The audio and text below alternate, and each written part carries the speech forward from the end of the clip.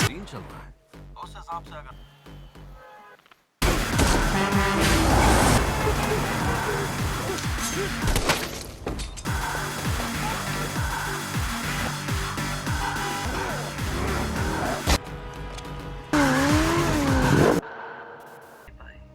और हम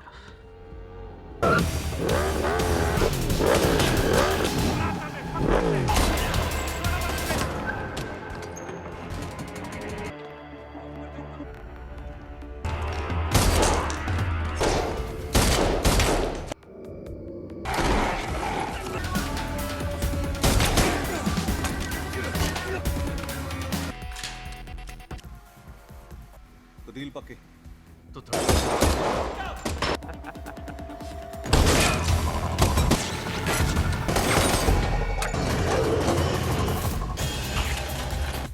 अब इस अब बढ़ चुकी है।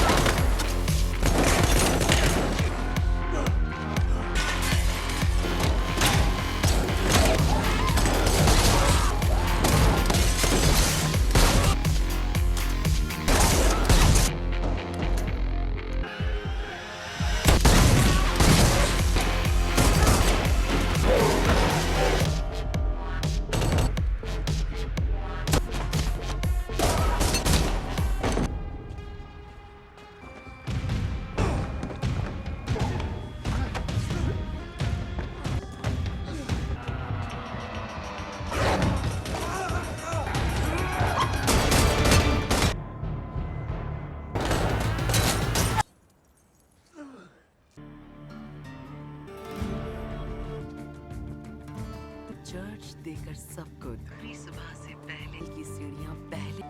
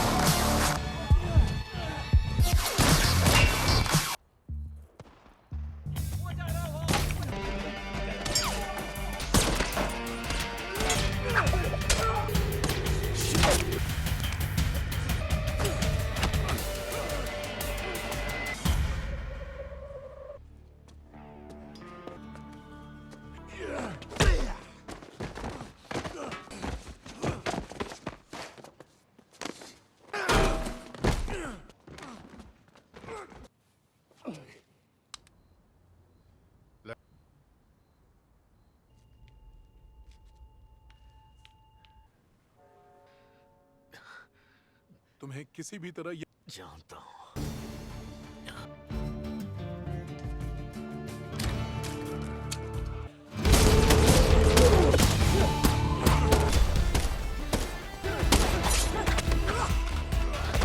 ऊपर और 6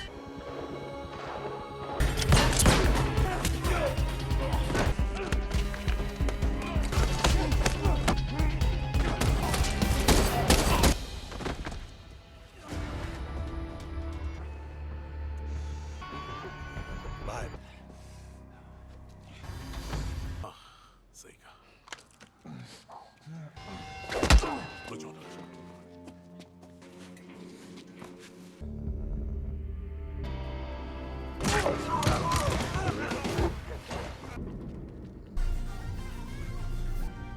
घूमना एक कुत्ते वाला बंदा लगता है जैसे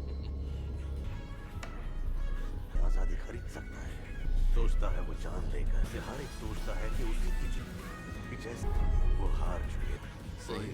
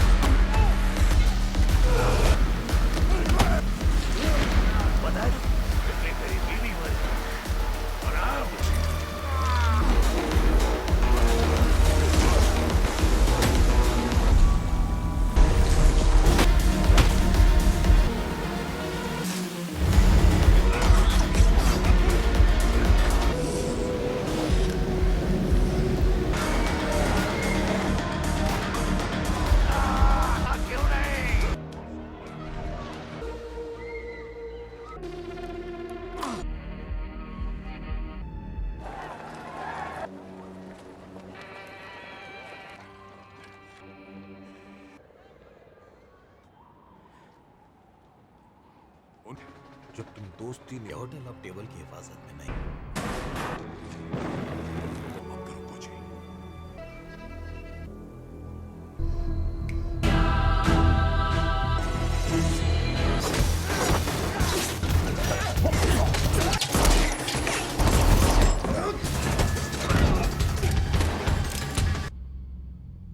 निकल जाओ।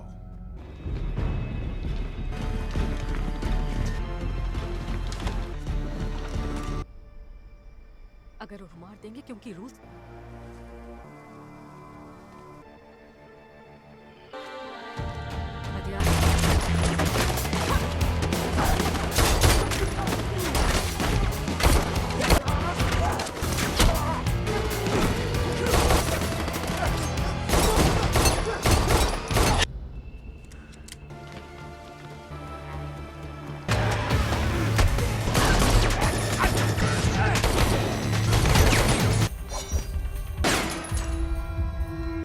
अपना काम कर।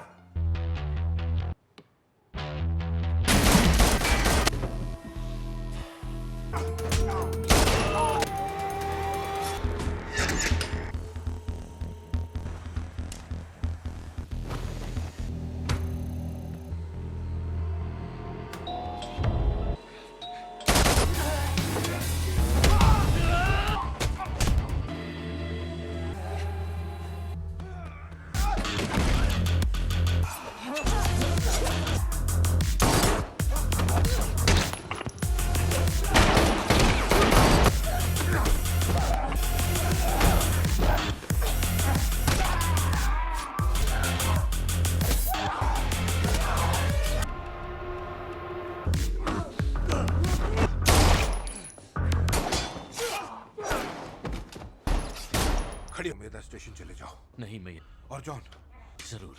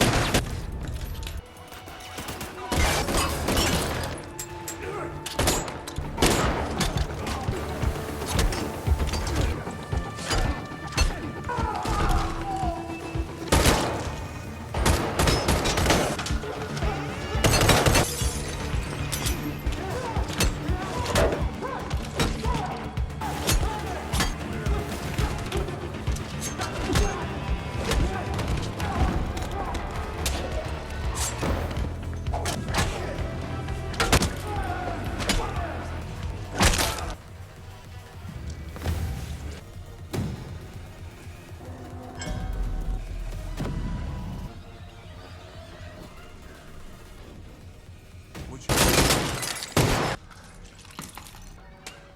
फिर वापस क्यों आ गए? सच में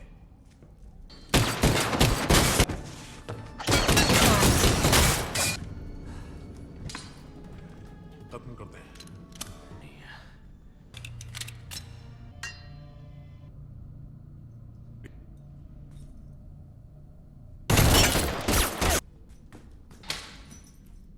जॉन,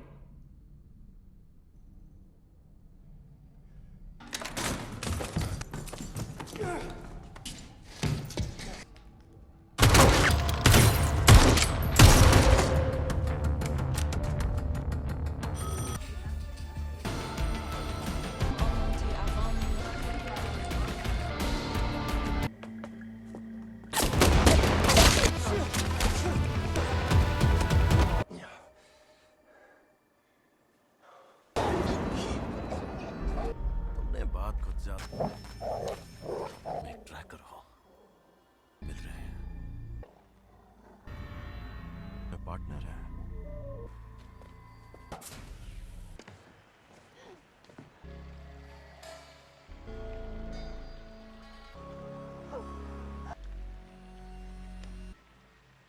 जाऊंगा।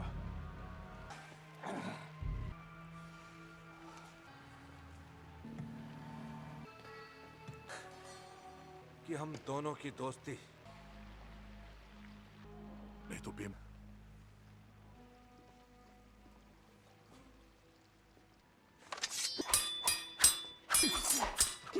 डैड! जानता है कि तुम हार चुके हो। सही रास्ता देख। बस अपनी बेटी का ख्याल रख।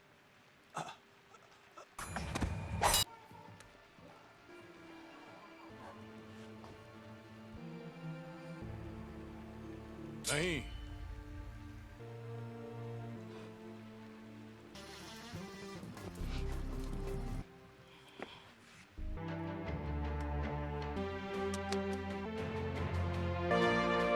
अगले जन्म में हमारा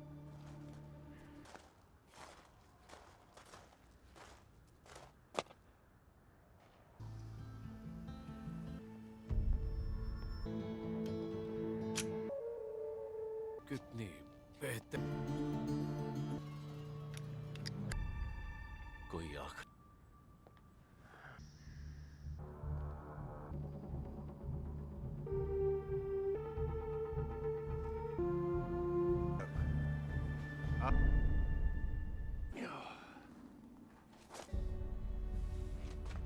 बीस कदम दूर।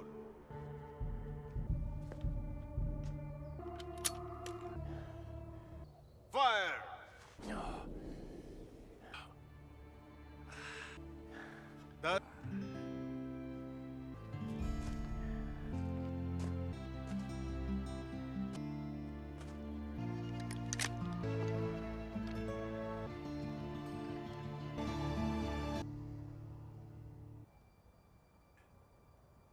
मारते हैं।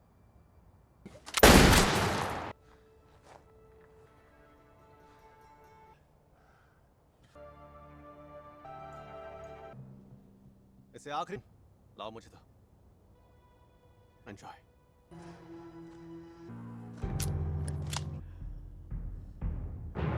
ये रहा।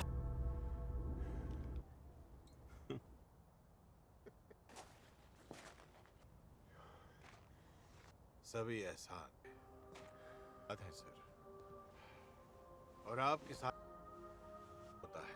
Good day.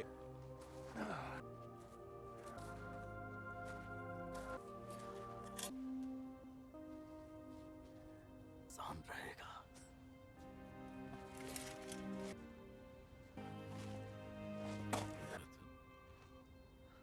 क्यों नहीं?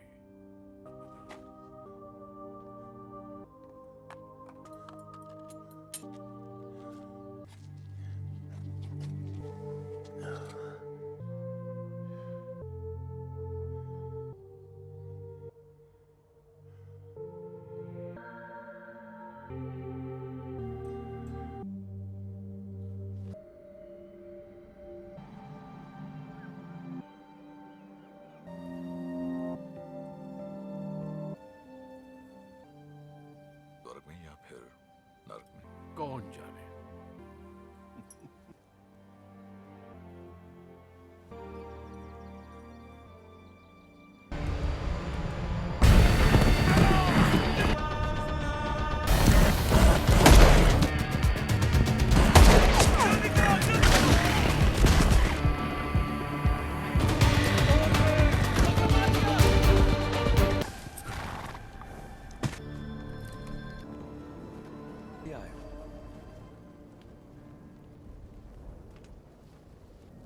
अगर ये सोच मेरी मौत से ना तुम्हारे कोई नहीं भाग सकता। जॉन विक को कोई एक अफसोस है कि तुम इतनी अच्छा।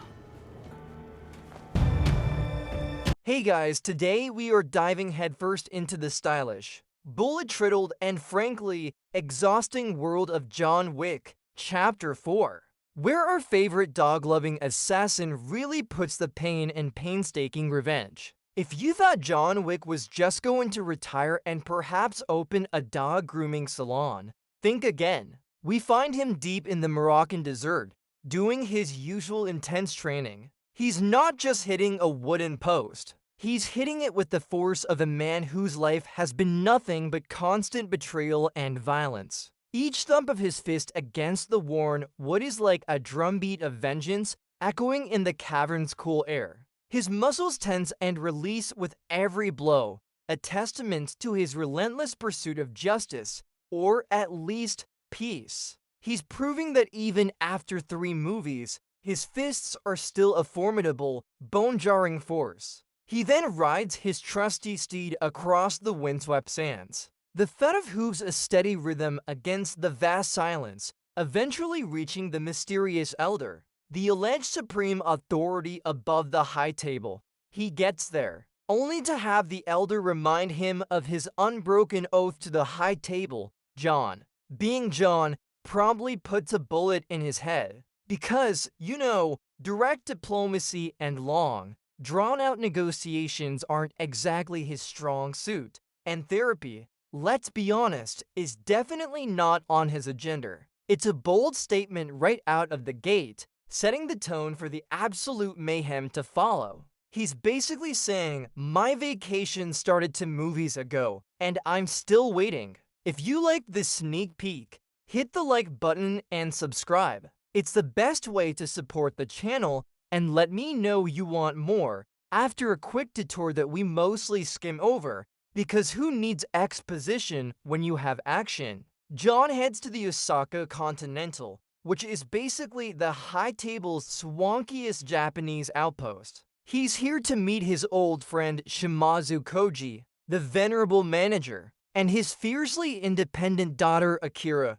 Winston, looking far too comfortable for a man who just survived being shot off a rooftop, is also with him, seemingly back in good graces with the high table after that little misunderstanding with John at the end of Chapter 3. We all know how reliable Winston's allegiances are, right? Shimazu, a man of profound honor, pledges his loyalty to John, even knowing full well it means dire, high table level consequences. The unspoken pact between them is almost palpable, a rare moment of genuine connection in this brutal world. The clinking of delicate teacups and the whisper of silk kimonos in the serene lobby soon give way to the metallic clang of swords, the rat-a-tat of gunfire, and the screams of impending doom. Because in this franchise, peace is merely a commercial break before the next bloodbath, isn't it? Enter the Marquis Vincent Boni de Gramont, the high table's new, impeccably dressed, and utterly sadistic emissary. He swans into the Osaka Continental with an army of heavily armed goons, demanding that Shimazu hand over John Wick, whom he declares an official enemy of the high table. The Marquis is basically a walking, talking rulebook, but with an insufferable, privileged smirk. He's one of those guys who thinks snapping his fingers makes him intimidating, and honestly, it kinda does when he has an entire legion of bulletproof cronies behind him. His voice, a soft, purring menace, underscores the chilling resolve of the high table. Shimazu, however, stands firm. His face, usually calm, tightens with resolve. He refuses to betray his friend, invoking the ancient codes of hospitality. The tension in the air is so thick you could cut it with one of those fancy katana blades. You can almost hear the collective intake of breath from everyone in the room, knowing exactly what this defiance means. It's not just a refusal, it's a declaration of war, impeccably delivered, and just like that, the elegant, serene hallways of the Osaka Continental transform into a vibrant, chaotic battleground. The high table's henchmen, armed to the teeth and clearly not big fans of quiet contemplation, crash through the ornate doors. They're heavy, synchronized footsteps echoing amidst the sounds of shattering glass and the whoosh of countless arrows. John, Shimazu, and Akira stand their ground, a formidable trio of defiance against an endless tide of black suits. John's bulletproof suit takes a truly impressive beating, deflecting arrows like he's a human pincushion, but his movements are still fluid, deadly, each punch landing with a bone-jarring thud. Each pistol shot rings out with a sharp crack, punctuated by the clink of spent casings hitting the polished floor, a percussive beat to the violence. Akira, agile and precise, uses her bow and arrows with devastating effect, her aim true and her movements a blur of focused vengeance, the thump of her bowstring audible even amidst the chaos. Her arrows find their marks with sickening thwacks, dropping foes silently. Shimazu, with his katana, is a master of defense and offense, the zing of his blade cutting through the air with deadly grace, parrying and striking with impossible speed. It's a symphony of orchestrated violence, a beautiful ballet of brutality. Really makes you wonder about the logistics of ordering 50 custom suits for every major fight scene, doesn't it? And how many dry cleaners are actually still operating in this underground world? The battle spills into the hotel's ancient art gallery, turning priceless artifacts into mere collateral damage, which, let's be honest, is probably how most art museums feel when a toddler visits. Think Night at the Museum, but with significantly more bullet holes and way less helpful exhibits, although a T-Rex probably wouldn't have lasted long against John Wick anyway. John and Shimazu weave through display cases, using them as temporary shields from the relentless barrage of bullets. The shatter of glass, the clatter of falling weaponry, and the roar of gunfire create a dizzying, overwhelming soundscape that vibrates through your very core. John's movements are precise, a desperate dance of death among priceless ceramics and historical weaponry, each parry and counterattack perfectly executed with grim determination.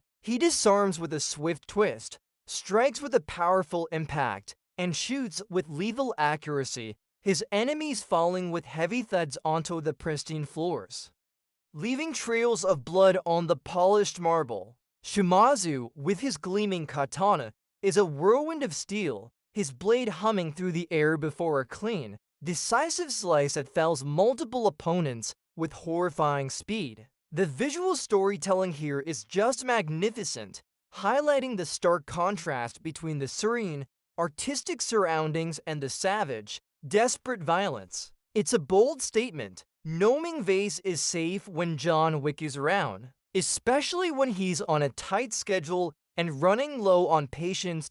Just when you think things can't get any wilder, the Marquis throws another, even crueler wrench into the gears. Kane, a blind, retired assassin, is dragged back into the high table's dirty work, forced to hunt John Wick. Turns out, the Marquis threatened his daughter. A classic villain move that always ups the emotional stakes and reminds us that bad guys are rarely original. Kane arrives, looking utterly resigned and profoundly unenthusiastic about his current employment, and immediately engages Shimazu in a beautifully choreographed, yet heartbreaking, duel. The rhythmic clang of Kane's cane sword against Shimazu's katana is mesmerizing, a symphony of deadly combat that echoes through the devastated art gallery, each strike a resonant note of tragedy. Despite his blindness, Kane is incredibly lethal, his other senses honed to an impossible degree,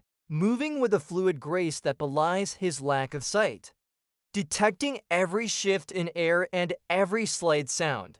The fight is intense, filled with the sharp whoosh of blades and the strained grunts of effort, culminating in a truly devastating thud as Shimazu falls, a victim of the Marquis' cruel machinations and the unbreakable, if reluctant, bonds of loyalty. John and Akira are forced to retreat, leaving behind a fallen friend and carrying the heavy weight of loss. Akira, in particular, is left with a burning desire for vengeance, a feeling John knows all too well, a fiery seed planted for future chapters. Perhaps John and Winston regroup in the romantic city of Paris, which, let's be honest, is about to become a very expensive, very bloody combat arena. Winston, ever the master strategist and survivor, lays out the only plausible path to true freedom for John: challenge the Marquis to a formal, high-table sanctioned duel.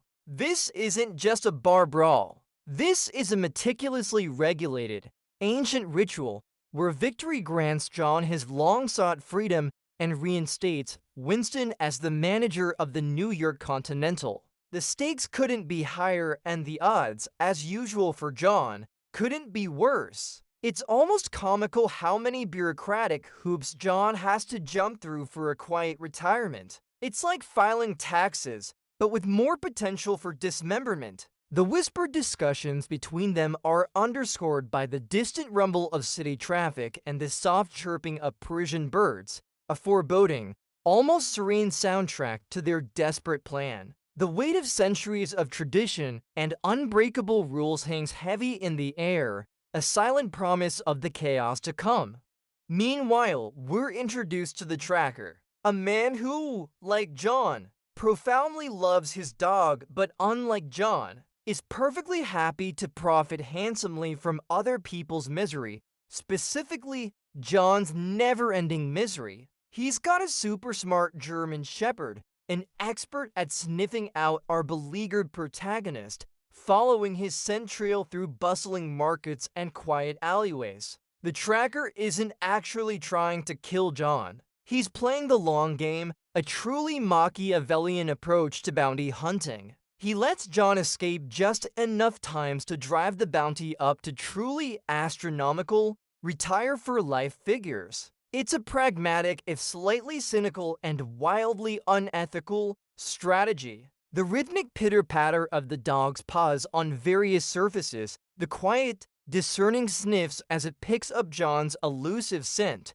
these subtle auditory cues immerse us in the relentless hunt. He's basically the high table's most patient and most expensive Uber driver, but for Death. Next stop, Berlin, a city renowned for its techno clubs and, apparently, its exceedingly well-protected crime lords. John needs to track down Killa, a gargantuan, gold-toothed high-table bigwig who runs a seriously booming operation from a nightclub that makes your average rave look like a library. The pulsing bass thumps through the concrete, practically vibrating your teeth out, a relentless rhythm of artificial excitement. The air is thick with smoke, cheap cologne, and the metallic scent of stale sweat and anticipation. John cuts through the throngs of oblivious dancers who, frankly, are so immersed in the music and whatever questionable substances they've ingested, they barely notice the legendary assassin walking past. It's a hilarious, almost darkly comedic contrast, intense, deadly intent amidst pure, unadulterated revelry. This is where the term going clubbing truly takes on a whole new, much more literal meaning. And let's be honest, who hasn't felt like that one serious person in a club full of carefree partiers? The fighter rubs on a multi-level dance floor, a kaleidoscopic explosion of neon lights and sudden, brutal violence. It's like a really aggressive, highly lethal game of Twister, but with guns and axes instead of colored dots. Definitely not a family-friendly version. John is swarmed, fighting through waves of indistinguishable goons who clearly didn't get the memo about staying out of John Wick's way unless they had a death wish. Or maybe just really needed some overtime pay for dealing with a legend. The thwack of punches, the whiz of flying axes slicing through the air with a chilling precision, and the constant bang bang bang of gunfire are all perfectly synchronized to the pounding techno beat, creating a dizzying, disorienting symphony of destruction. It's an auditory and visual assault, blurring the lines between pure entertainment and horrifying reality, making you almost want to start dancing yourself if you weren't so busy ducking. John takes a truly impressive and, frankly, completely insane dive off a balcony, landing with a bone-rattling thud on a lower level and immediately getting back up because, let's be honest, gravity has never truly defeated him. It just slows him down for a dramatic moment before he resumes his rampage. He's a one-man wrecking ball, turning a party into pure, glorious pandemonium. A scene that definitely won't be on any best clubs in Berlin list. John finally corners Killa in a truly unique aquatic fight within the club's opulent, water-filled chamber. Because, apparently, fighting on a dance floor isn't quite enough. You also need to incorporate a fountain for maximum dramatic effect, and to make sure everyone gets properly soaked. The sounds of splashes and muffled struggles fill the air as John holds Killa underwater, coercing crucial information out of the corpulent crime lord.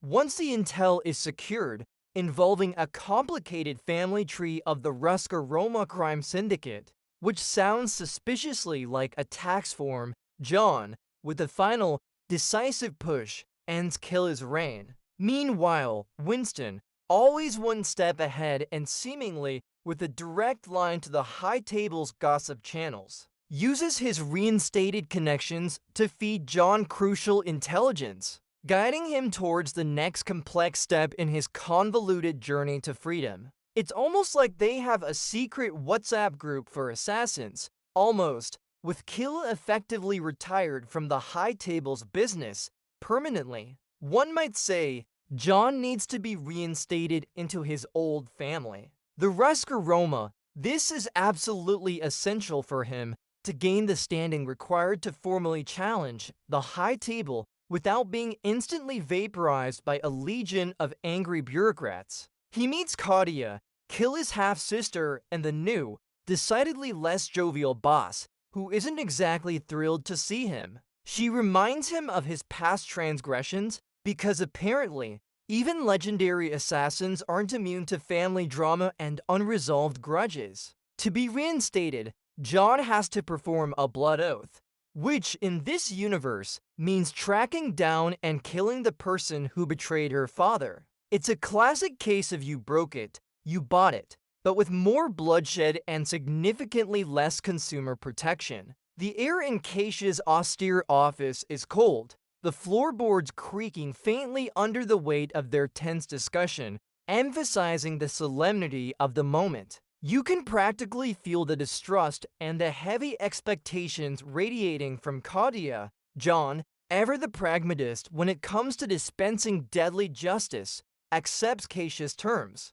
His target is a former member of the Roma, the individual who directly betrayed Keisha's father. It's a swift, brutal execution, devoid of any emotional fanfare or dramatic monologues. A single, decisive bang echoes in the quiet Parisian night as John dispatches the target, his aim true and his resolve unwavering, earning his mark of reinstatement with the family. This grim act solidifies his standing and finally gives him the crucial leverage he needs to pursue the duel with the Marquis. It's a cold, stark reminder that even when fighting for ultimate freedom, John must still operate within the brutal, unforgiving confines of his world, where debts are paid in blood, not Bitcoin. The soft thud of the body hitting the ground is the final sound of a contract fulfilled, a debt repaid. Just another Tuesday for John. Really, if Tuesdays involved existential dread and perfectly aimed headshots.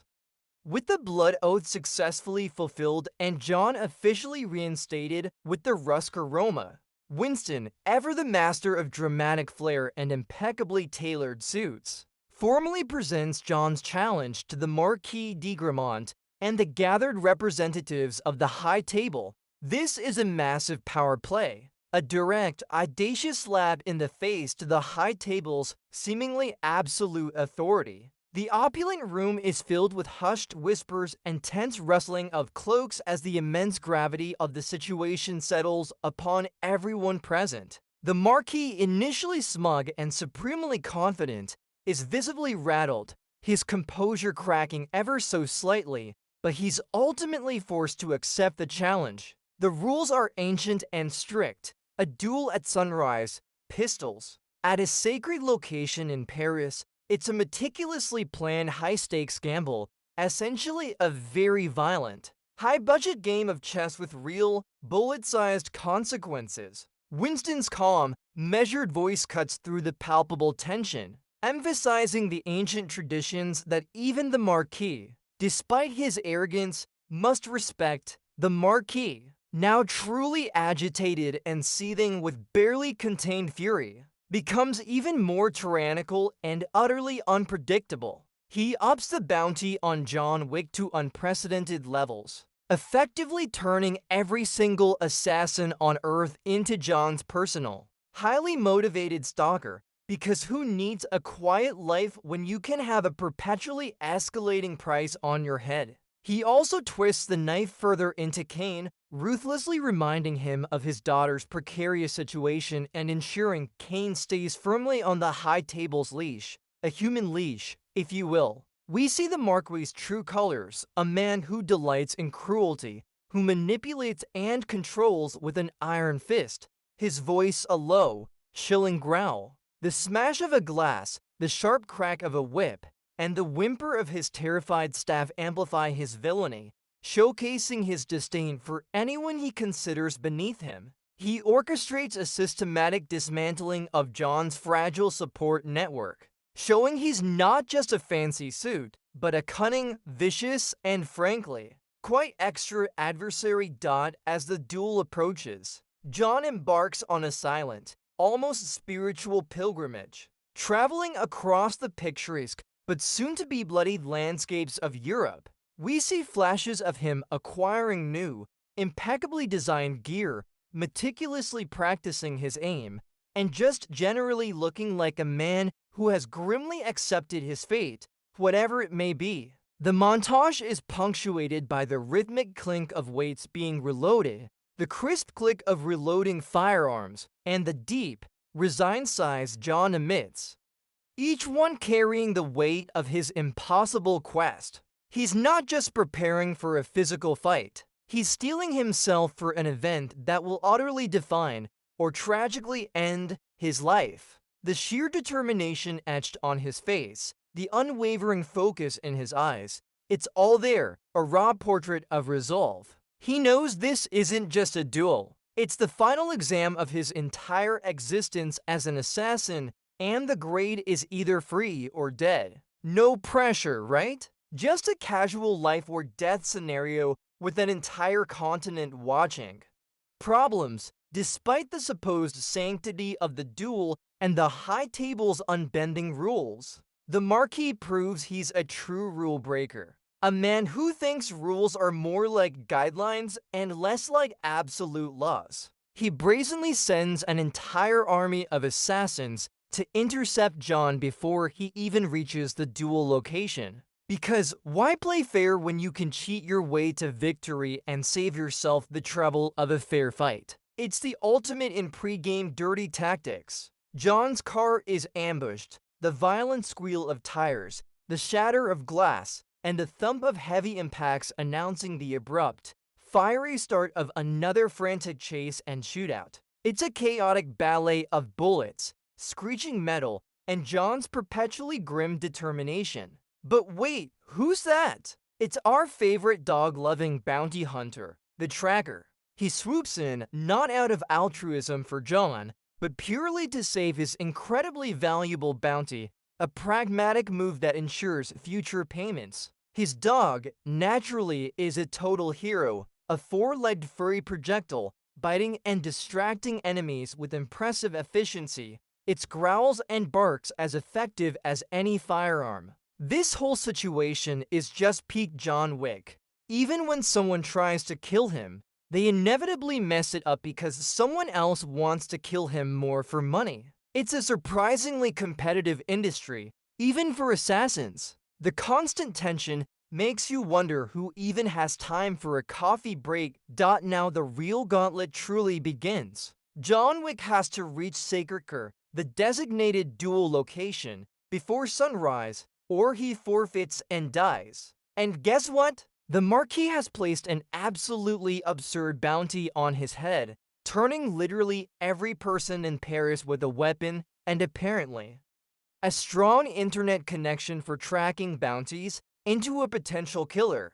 The beautiful, romantic streets of Paris become a deadly obstacle course, a relentless symphony of screeching tires, shattering shop windows, and constant, deafening gunfire. John fights through bustling crowds, dodging bullets and fists, his movements fluid yet heavy with exhaustion. The sounds of punches cracking, bodies thudding onto ancient cobblestones, and weapons clanging against concrete are relentless, echoing off the historic buildings. It's like a deadly scavenger hunt, but the prize is his life, and everyone else is also trying to kill the scavenger. Good times! He's essentially running an ultra-marathon while fighting off a small army, which, let's be real, is probably tougher than any normal marathon. Prepare yourselves. Because this next sequence is pure, unadulterated vehicular mayhem, easily one of the most iconic action scenes in recent memory. John Wick finds himself in the infamous Arc de Triomphe roundabout, battling assassins in cars and on motorcycles, a truly dizzying 360-degree spectacle of destruction. It's an absolutely bonkers ballet of destruction, a mesmerizing, metal-crunching whirlpool of violence. The roar of powerful engines, the terrifying screech of tires struggling for traction, the sickening crunch of crumbling metal, and the constant rat-a-tat-tat of automatic weapons fire create a deafening, disorienting cacophony that assaults your senses. John, on a motorcycle, expertly weaves through the chaos, using cars as both cover and impromptu launch pads, turning the entire roundabout into his personal, high-speed shooting gallery. His bike drifts with impossible precision, bullets whizzing past his head with audible whines, and the thud of bodies hitting pavement is almost rhythmic. It's a testament to the choreography that you can even follow what's happening amidst the glorious carnage. You just know that traffic reporters probably had a field day trying to explain this one, maybe blaming unusual heavy object activity and a complete disregard for road safety. He's practically a vehicular ballet dancer, if ballet involved a lot more explosions, headshots, and utter disregard for traffic laws. This scene alone is probably worth the price of admission, and perhaps a small award for the stunt team's chiropractor.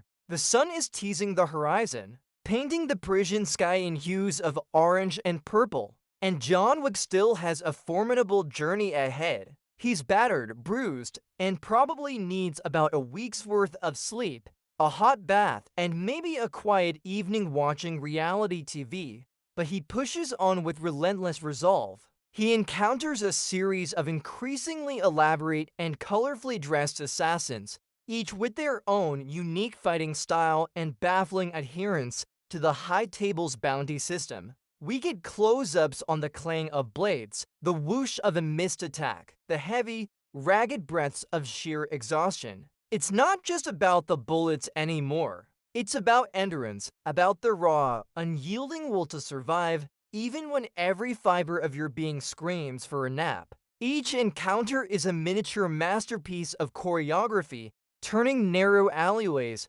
grand bridges, and unsuspecting public spaces into deadly stages. The sheer variety of fighting styles he faces is mind-boggling. It's like a deadly fashion show, but instead of clothes. They're showcasing how many creative ways you can get shot, stabbed, or thrown into a conveniently placed fountain. The exhaustion is palpable now, visibly dragging at John's every movement. But our resilient anti-hero still has a few unexpected tricks up his perpetually tailored sleeve. He bursts into an abandoned building, and oh boy, is this a treat for the eyes and ears? We're introduced to a new kind of shotgun ammo, ominously known as Dragon's Breath, which essentially transforms John's already potent shotgun into a terrifying, short-range flamethrower. The ferocious whoosh of the fiery projectiles, the frantic screams of the incinerated enemies, the blinding flashes of light against the grimy walls. It's an absolutely visceral, almost overwhelming experience. The camera work here is phenomenal, a top-down perspective that makes the entire room look like a brutally efficient, perfectly choreographed video game level. John navigates the smoky, burning space with grim efficiency, his footsteps heavy, his grunts of effort audible over the crackling flames. Kane, despite his profound reluctance and obvious moral conflict, is also on the relentless hunt, his cane sword swishing through the air, his pursuit unwavering. It's a desperate race against both the rising sun and an army of very angry, and now slightly burned people.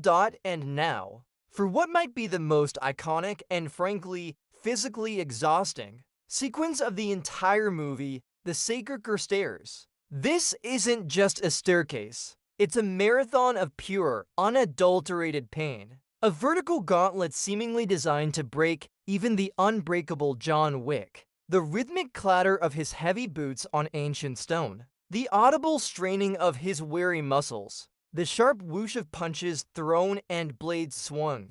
It's all amplified by the sheer, dizzying scale of the climb, making every breath a struggle. Every single step is met with another assailant. Every landing a new, brutal skirmish, forcing John to fight for every inch of ground. He fights, he claws, he pushes, but eventually, after an almost impossible display of resilience, he's thrown all the way back down. The horrific thump-thump-thump of his body tumbling down literally hundreds of steps, the raw groans of pain, the crackle of his custom suit tearing. It's a moment that makes you wince and question how much more punishment this man can possibly endure. It's like the worst workout session ever, with significantly higher stakes and substantially less encouraging music, and definitely no locker room showers afterward. You can practically feel the bruising and the sheer disbelief of hitting every single step on the way down.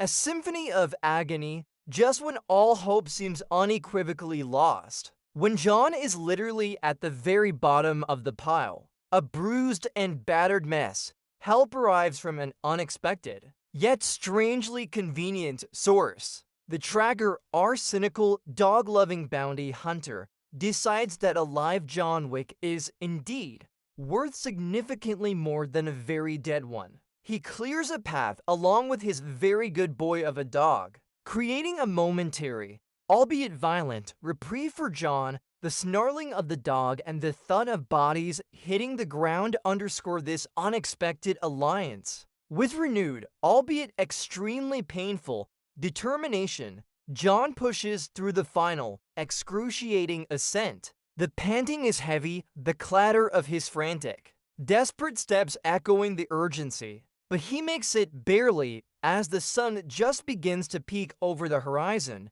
casting long, dramatic shadows across the cityscape. John, looking like he just wrestled a bear and lost a few rounds, arrives at the duel location. Talk about cutting it close. He's probably rethinking his entire life choice to become an assassin right about now. Maybe considering a career in professional napping. The air is crisp, the light golden, and the magnificent stage is set atop the steps of Sacred.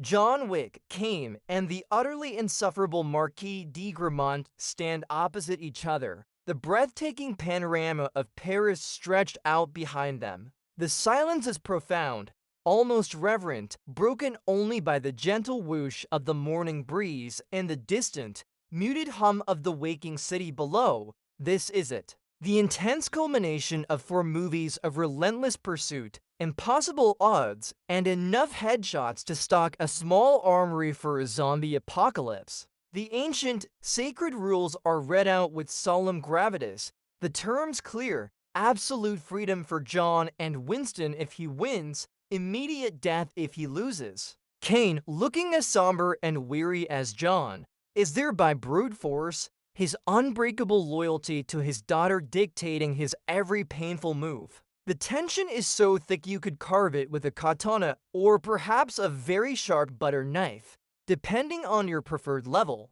Round 2, shotguns, and the distance is significantly shorter, making it less about pinpoint accuracy and more about raw, concussive force. This isn't a game of delicate aim anymore. It's a game of overwhelming power. The deafening booming reports of the shotguns echo across the rooftop, their sheer power shaking the very air around them, making your chest vibrate with each blast. John and Kane are closer now, their faces grim, their movements more desperate and heavy with accumulated pain. The whine of pellets whizzing past their ears, the brutal thump of impacts against stone, the muffled grunts of effort. It's a chaotic explosion of sound and raw, unbridled energy. They're both taking serious damage, each shotgun blast a testament to their unwavering will to survive and the high table's unrelenting cruelty.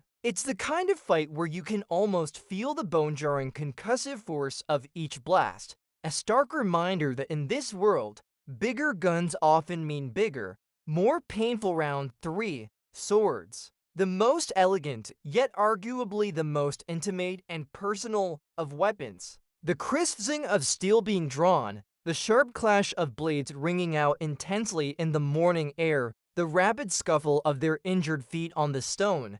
It's a brutal dance of deadly precision. John and Kane move with practiced, desperate grace, their forms honed by years of combat and countless skirmishes. Sparks fly with each parry and thrust, creating a beautiful, dangerous spectacle against the dawn sky. The visceral sound of metal on metal, the controlled, ragged breathing of the fighters, the rapid footfalls as they circle each other, searching for an opening.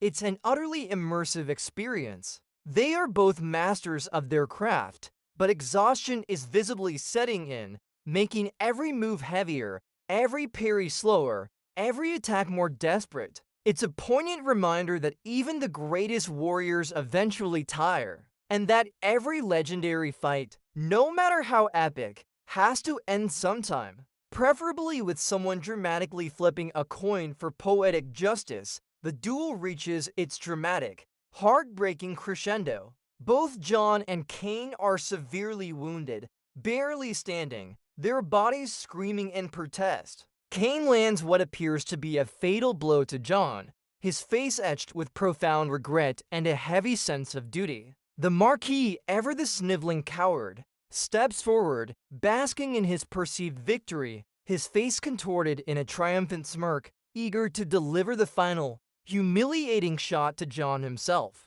He smirks again, raising his pistol, but John, with a final, magnificent, and utterly unexpected twist, reveals he hasn't fired his last bullet from his assigned pistol. Remember those strict duel rules the Marquis was so keen on? Yeah, he conveniently forgot that little detail.